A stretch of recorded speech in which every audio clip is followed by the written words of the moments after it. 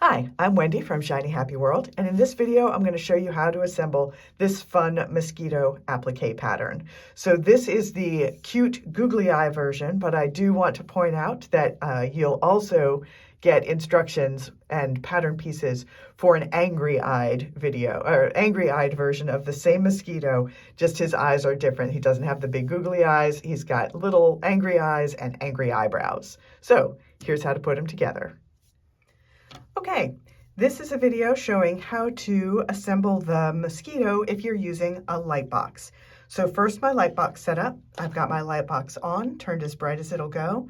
I have a tempered glass cutting board here. That is optional. I just have it because my recording area is quite far from my ironing board, and this makes it easier for me to carry. And since it's tempered glass, I can fuse right on it, so I don't have to shift my assembled pieces too often.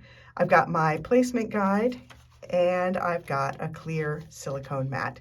Ignore the holes in the placement guide. That's because I've used this to shoot a tutorial showing how to mark those dangly legs, and the pattern will link to that as a separate tutorial. So for now, just ignore those holes.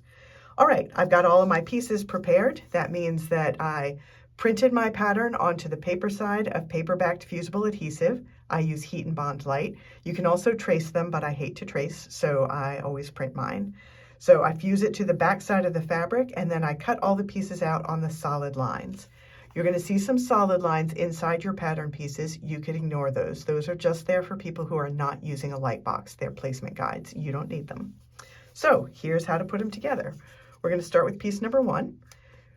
Because the numbers tell you what piece is what, and they also tell you what order to lay them down in if you're using a light box. So we're going to start with the main body of this mosquito. And then we're going to put, we're going to put number 2 in there.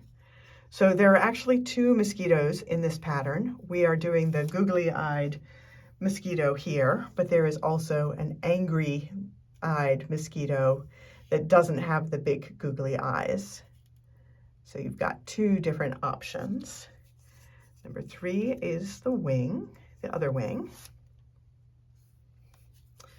So except for the googly eyes, he is fairly anatomically correct. I did give him 3 body segments since he's an insect. So now we have piece number 4.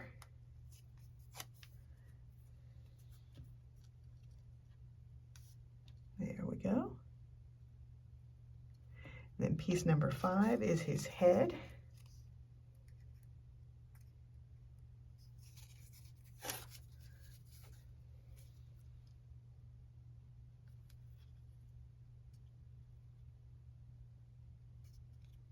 There we go.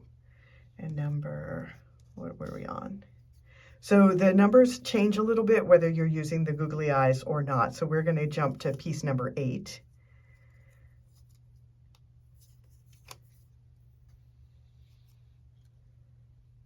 One big buggy eye, and then piece number 9 is the other one, and it actually covers up the join between the head and the body.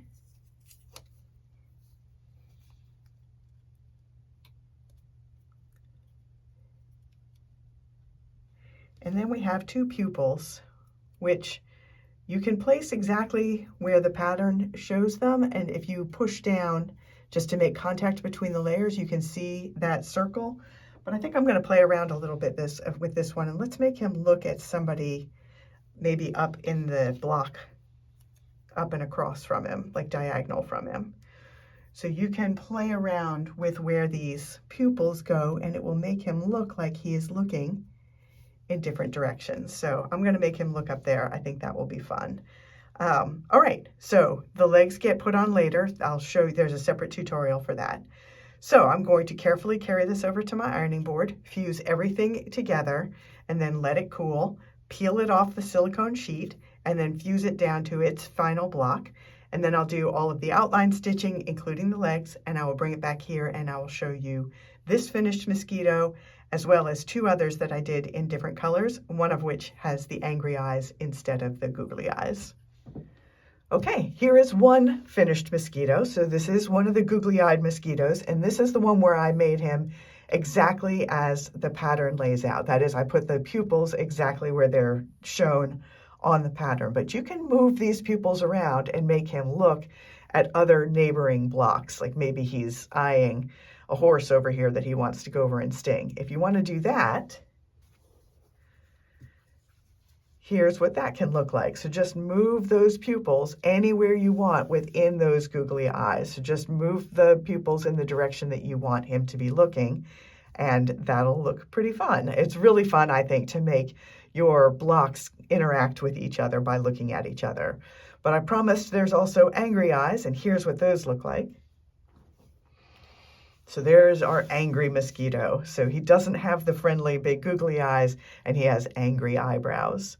So that is another option for how you can make your mosquito, depending on how you feel about mosquitoes and the vibe that you want your quilt to give off. So you can get that mosquito pattern with both eye versions at shinyhappyworld.com. I'm Wendy, and I will see you next time.